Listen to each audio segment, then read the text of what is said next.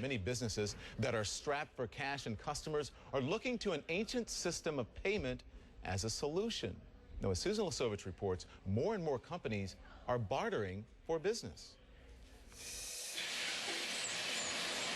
Sebastian is getting his bath, but other regulars are a little scruffier these days. Business is down 25% at this New York dog spa, but owner Dale Van Pamelen says he's found a way to soften the bite. Some of his canine customers are bartered. He's used his trade credits to get an awning, plumbing, publicity, and more in exchange. I need an electrician. I've got to change some light fixtures or something. I go on the website or I just call the agent and tell them I need this. She sends me 3 or 4 different contacts. I contact them. They give you a quote, just like anybody else does, and then you pick the quote that you want. Bartering in the digital age is increasingly done through dozens of internet exchanges. Members build up credit with their own goods and services, which is then used as payment for others. Small business has always relied on bartering, but in this economy, with consumer spending down and credit hard to get, it can be a lifesaver.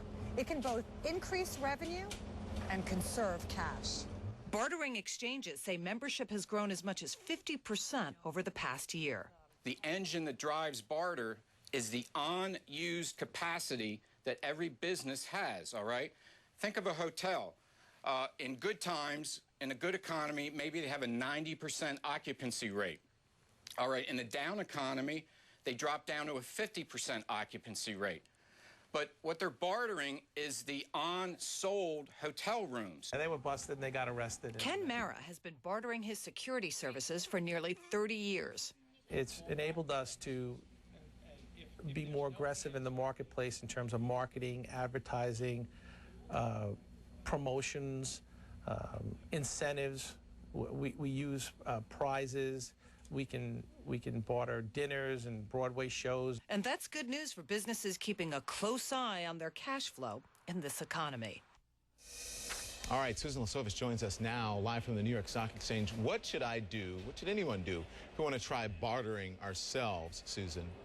Well, here's a good place to get started, Don. Go to IRTA.com and click on membership to get started on third-party bartering services that range from anywhere here on the East Coast to California.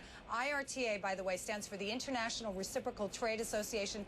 It's been around for 30 years, Don. Okay, so the market is down, right? Quite a bit. We know that. We hear it every day. How much of that is related to today's AIG hearing in Washington? I would say not very much, Don. When you think about the sprint that the Dow's been on, gaining nearly 850 points 5 of the last 6 sessions, and AIG in particular, we talked about it before, its shares are up 38%, but the big footnote there, it's still only $1.32 a share. That's the kind of collapse that we're talking about with AIG. The company's putting up its Manhattan headquarters for sale, and it's no longer a Dow 30 stock. Yeah, absolutely. 38% of nothing is really nothing. Thank you very much for that, Susan Lasovich. You're welcome.